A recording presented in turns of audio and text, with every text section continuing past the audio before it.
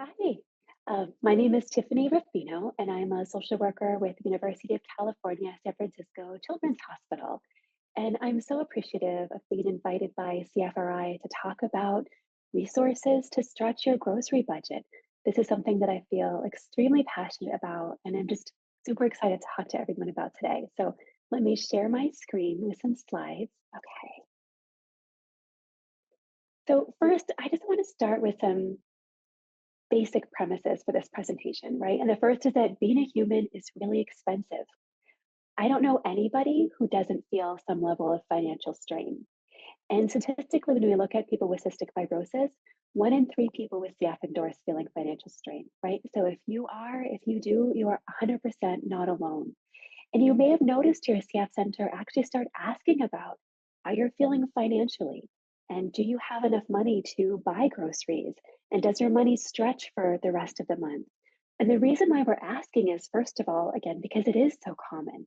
I talk to almost all of my families about this, right? And so we're asking because we know that it's an issue for so many people. And there are resources to help. So if you take nothing else away from this presentation today, I just want to really acknowledge that your CF care team is here to help you. We understand how hard it is for so many people, and we really want to help. I also want to reference the CF Foundation Compass program because they have case managers who can really sit down with you, just like your clinic social worker, and think about some resources that might be available for you. So, this presentation is part of a 3-part series from CFRI about resources to stretch your grocery budget. So if you haven't seen part 1, I definitely recommend that you check that out because it goes into a lot of really specific tips from people with lived experiences, right? Like people with CF, what they do to help stretch their grocery budget that I think is really invaluable advice. And this presentation will focus more on just benefit programs and resources that are available.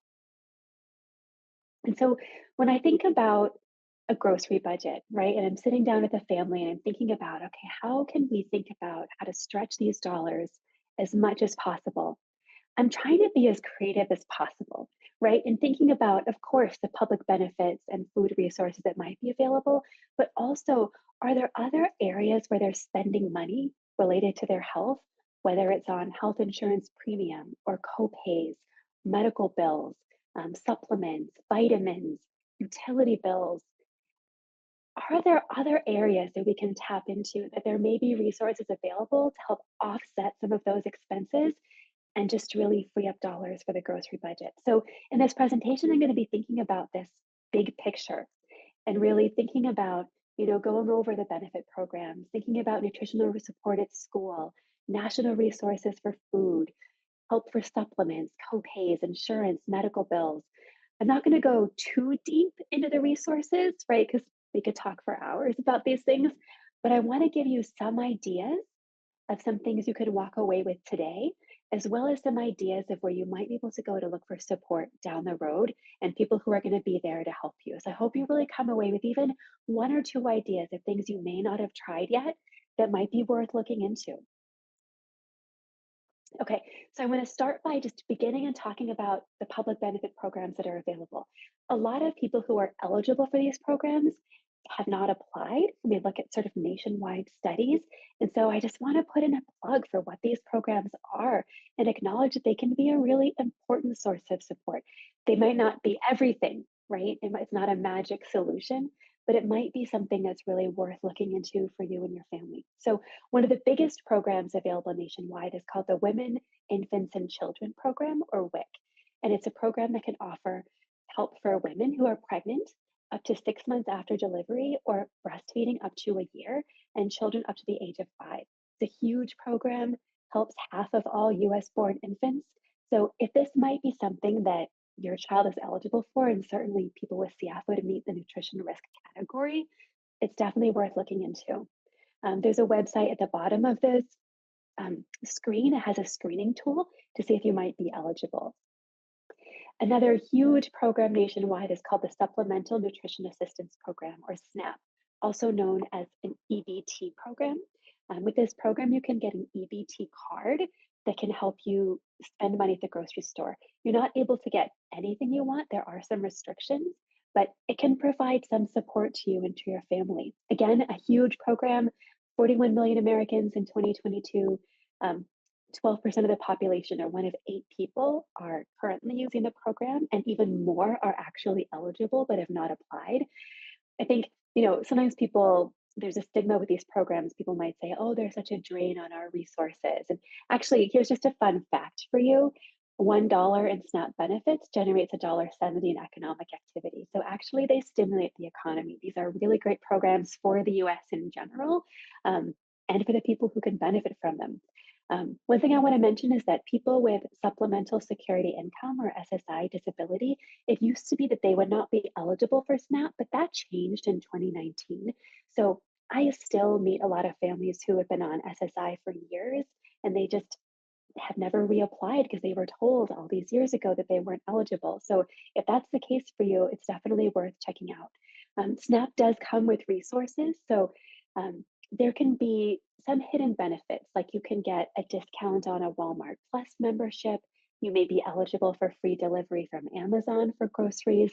So there could be extra benefits connected with having SNAP that could also be really helpful for you, especially if you're, don't have the energy to always go to the grocery store. And sometimes it's really nice to have groceries delivered from Amazon. So definitely worth looking into. Okay. Another big program for nutritional support is nutritional support at school. This is a huge source of nutrition for our children in the United States. A lot of states have been really amazing in offering free breakfasts and free lunches ever since the pandemic. If your state is not one of those, there may still be opportunities for free or discounted school lunches. I did put some information about household income eligibility, but you could also be categorically eligible if you meet some of these criteria, like being a foster child, regardless of what your foster family's income is, um, if you receive SNAP benefits, if you receive your state Medicaid. So school lunches are definitely something that can be a big source of support. In connection with schools, I also wanted to mention that some schools and colleges offer pantries available where you can pick up groceries. So definitely worth looking into. And then if your child is somebody who needs extra calories and they're willing to eat an extra, a bigger portion of lunch at school, you can ask for what's called double lunches as part of your child's 504 plan. And you can definitely talk to your clinic social worker about getting a letter of support for this. There are also just some national resources for finding food that I wanted to mention. So there's what's called a food pantry, right? Where it's a place you can go and pick up a bag of groceries. And there may be a number of different food pantries in your area. So maybe, for example, Monday it's at a local church from 9 to 12, and Tuesday it's at a senior center, and Wednesday it's at somewhere different. And a lot of these pantries are pretty easy to access. You don't need to fill out a lot of paperwork. Sometimes you just show up with an ID. You can check and see if there are any special requirements, like if a church, for example, wants you to be sort of part of their program, um, and see kind of what would fit best for you. It might also be worth experimenting with the different pantries in your area, because different pantries might have access to different food from their local food bank. So it may be that you just like the food available at a pantry that's available on Thursdays, right? Then you like what's available on Mondays somewhere else. So it could be worth just experimenting in your area. An easy way to find the food pantries that are accessible to you would be to call 211, or go onto 211 online, or go into findhelp.org. You could also call the USDA National Hunger Line and just see what's available in your area. So, so those are some of the things that people think about kind of right away when they're thinking about resources to help support nutrition and food, right? Is just literally like public programs and then picking up bags of groceries. But when I'm thinking creatively with families, I also want to go into some other categories of just medical expenses to see what can we offset to help free up their grocery budget. So I want to talk a little bit about vitamins and supplements, because those can be a huge source, well, first of expense for people, but then of help if you can get resources for vitamins and supplements. So one program that's available for people is the HealthWell Foundation. They do have an income requirement, so I put their latest income up here on this slide, and they can offer $1,000 a year for vitamins, supplements, probiotics. Um, One thing that I want to mention about HealthWell is that, for kind of the way the program is set up, is that you would pay for it out of pocket and then submit for reimbursement. But it may be that your CF center knows of a local pharmacy, maybe a Walgreens specialty pharmacy or a foundation care pharmacy that is set up to bill HealthWell directly. And that way it kind of cuts you out as the middleman. So your CF center can just send a referral for your supplements right to the pharmacy and they can bill HealthWell directly. And that's really a big help because it can be, first expensive to pay for the supplements out of pocket first, and then a lot of extra legwork to track to send in receipts and get reimbursement. So if that's something you've been doing and your CF center is able to help set that up for you, that can be a really big source of support for people. There are also some programs for people with commercial insurance, so employer sponsored insurance, that are available for people regardless of what their income is, right? So if you have an enzyme through, if your enzyme is Creon, it's the CF Care Forward program. If your enzyme is ZenPep, it's the Live to Thrive program. And these programs offer a tremendous amount of support. So not only can you order free vitamins and supplements from these programs every month, Live to Thrive also offers a point system where you can order different medical equipment, but they'll also give you copay assistance for what you pay at the pharmacy when you pick up your medication. And again, these are available to people regardless of what your income is. And then I also want to just touch upon programs that can help support people with copays, insurance, and medical bills. Um, this is something you could take a very deep dive in, so I'm not going to go too much into the details, but I wanted to give at least some ideas of some programs that are out there because this can be a tremendous expense for people and a tremendous source of assistance if you're able to tap into resources for support. Okay, so the first programs that are up here on this list, the Assistance Fund and the Health Law Foundation, those can both offer really substantial financial support for copays. And sometimes they can also help with things like the Assistance Fund can help with deductibles and co-insurance. The Health Law Foundation, this is different from the Vitamin and Supplement Fund. This one offers up to $15,000 to help with medication or equipment, or you can ask for them to help with health insurance premiums. So I work with a family, for example, they pay $750 to $800 a month just for health insurance premium, and Health Law Foundation is able to help them with that. So a tremendous source of assistance when you're looking at the total year of expenses. Now, both of these programs um, have had times when they've not been open for applications. The Health Law Foundation has fluctuated a lot in the past few years about when you can renew or apply. As of yesterday, when I checked, June 5th, it was open for new referrals. Likewise, the Assistance Fund was also open, and that's the first time I've seen it open in quite some time. It was previously a waiting list. So I would not hesitate to apply for these programs if you think that they can help. If you have a lot of medical bills from your hospital, I would not hesitate to call your patient financial services department and see if you might qualify for either a discount or 100% financial support on your medical bills. I know the hospital I work for in California actually offers very generous financial assistance, and people are often really surprised to find out that they do qualify. You can also, if you have medical bills, offer a payment plan. Maybe you owe, $10,000, but you're like, well, you know what? I can pay $20 a month, and that's what I can do. And oftentimes, a hospital is just really willing to have money coming in every month and not having that bill go to collections. And so they might be willing to accept a payment plan, even if you owe thousands of dollars. You don't have to pay it right away. I would also, think about if you do have an insurance plan where you have a lot of expenses, might there be an option for you that might be more optimal, right? Is there a different plan offered through your employer or through a state marketplace plan? Or do you qualify for supplemental insurance? I know, in California, young adults who are 18 um, can apply for Medicaid as an individual, irrespective of their parents' income. So that might be something worth looking into with your hospital social worker or with the CF Compass program to see, is there an insurance program you might qualify for that can provide extra coverage for you, or that the coverage might be more comprehensive. So your clinic social worker or Compass can help you look at that. And then I also wanted to put a couple of programs on here. At Needy Meds, you can plug in the name of any medication and see if there's a copay program associated with it. So that can be a big source of assistance. And then for, again, the big expensive CF drugs, like we already talked about the enzymes, but pulmozyme, for anybody, regardless of their income, they have a program where you pay no more than $30, right? So a huge source of help. And then the CFTR modulators, right? We know how expensive those are. Vertex also offers their GPS patient support program.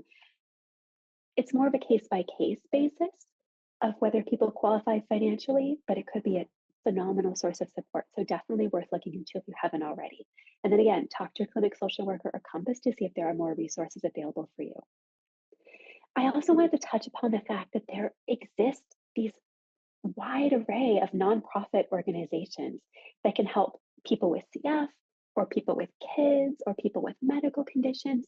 I'm just going to mention a couple here that are really amazing and that can offer, again, tremendous assistance to people. All of these, the Bonnell Foundation, Boomer Esiason Foundation, Cystic Dreams Fund, Claire's Place, Piper's Angels, offer tremendous support to people with CF. Sometimes they can help with things like offsetting expenses when you're in the hospital more than 14 days, or the Boomer Esiason Foundation has just a general financial assistance hardship grant, as well as support specifically for transplants or for IVF. So these programs are really incredible. A few others I just wanted to mention that are specifically for CF. And again, I could talk for hours about these, but things I talk to people about every day. The CFRI offers help for mental health, which is a tremendous source of support.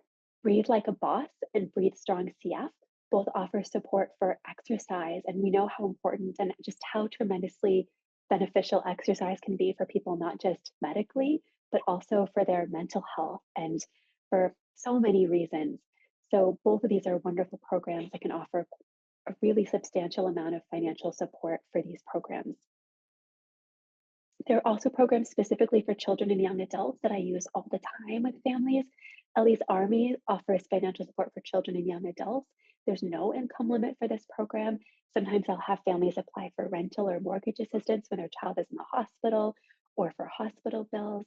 Oracle Health Foundation and United Healthcare Children's Foundation both offer grants for children that can be very substantial to help with medical therapies, therapy, travel and lodging, lots of different things they can do. There are also general nonprofits that can offer financial help. So I mentioned 211 and Find Help earlier. Not only can they help with searching for local food pantries, but you can also search for things like local rental assistance or utility help in your area. You can go onto their websites and see all the different categories of things they can provide support around. There are also just nationwide programs, Catholic Charities and Salvation Army, that have branches all over the US. And sometimes they can also offer help with things like rent or emergency needs. And then there are lots of programs that can help with just utility expenses. So the Lifeline program can help with cell phone bills or phone bills. The Low Income Home Energy Assistance Program is also really helpful. They can do a variety of things. Like I've seen them help families with weatherization. So just making sure that your home is sort of as weather appropriate as possible, or replacing old appliances for more energy efficient appliances. Like I worked with a family once and they reached out to this program and they couldn't believe that the program helped them with getting like a new refrigerator and a new dishwasher, things that were more cost effective and really reducing their energy bills. Energy related minor home repairs. You can call your utility company if you're unable to pay your bill one month. They might be able to offer support for you, or maybe you qualify for a program with your utility company if you meet certain income guidelines. Like in California, you can get 20% off your energy bill. Your utility company might also offer a discount if you use medical equipment, right? So in California, we have a program called the Baseline Allowance Program, and you may have a program that's similar where you live, where they can reduce your energy bill if you have medical equipment. So all of these things, again, can really just, when you're pulling resources from all these different places, can really help. Transportation, your insurance company may offer financial help with transportation. I also learned today, insurance in some places might help with food. So it's worth asking about these things to see what other benefits your insurance company might offer that you wouldn't even think to ask about, but that can really be helping you save money down the road. Um, there are some cookbooks and tips for tight budgets that I just wanted to mention. And I know as part of this podcast series, part one talked a lot about some tips for spending money or saving money at the grocery store. And then part three is going to have a chef who will give you some tips. And here are just some extra information, some cookbooks that might be worth looking into. So the Balanced Budget Cookbook, this Eating Stuff is Hard Work, Cystic Fibrosis Recipe Book, these recipes and tips for the CF community from CF Chef, the My Plate tip sheet, and then I'm going to go on the Good and Cheap cookbook. All of these were designed for people with using the budget with SNAP, right? So really thinking about how to really stretch the dollar. And then the CF specific ones are even thinking even further on a CF diet and what's going to be specifically helpful for CF. So it might be worth checking out one of these free cookbooks that you can download to see if there are any ideas for you. I put this website here, 20 tips to save money at the grocery store. And then I wanted to acknowledge resources for support, right? So again, as a clinic social worker, this is what we're here for, right? So we talk to families every day about these resources, and we would be happy to talk with you about your situation and what might be available for you, both at our hospital as well as locally and nationwide resources. And the CF Foundation Compass program as well offers phenomenal case management support. And I would honestly reach out to both of them because your clinic social worker may have some ideas and Compass may have some ideas. And again, we're really thinking about the big picture and just trying to kind of weave in all the different layers of support that are available. And I want to acknowledge, right, that it does take legwork and it does take effort. And all of these programs do have applications and they are time consuming, right? And it may be possible that your clinic social worker or Compass can help to a certain extent with some of the applications that you may have. So it may be, I know when I work with people, I'm like, okay, here's your list of things, here's my list of things. Let's see what we can do to help support you and have this not feel quite so overwhelming because it can be hard. And there's like, well, there's 50 things. Where do I even begin? Like, what's the most helpful place to start? And that might be a good question. Maybe you only have energy to start with one application and you can see, okay, what's going to be the most beneficial, like the most bang for my buck for my time and energy of where to begin, and just know the others are there for you when you have the time and energy to work on that. And when you actually do get accepted, sometimes you really feel that support. Like I'll tell the families that I work with, like, okay, I know it's a lot of effort to put this application together, but here's the payoff that you're going to see. And it really can be worth that time. So we can be your cheerleaders, your advocates, your resources. Definitely use us. We are 100% here to help. And I want to thank CFRI again for inviting me to speak. I definitely want to encourage you to check out the other two podcasts that are part of the series. And I wish you all the best to you and your family.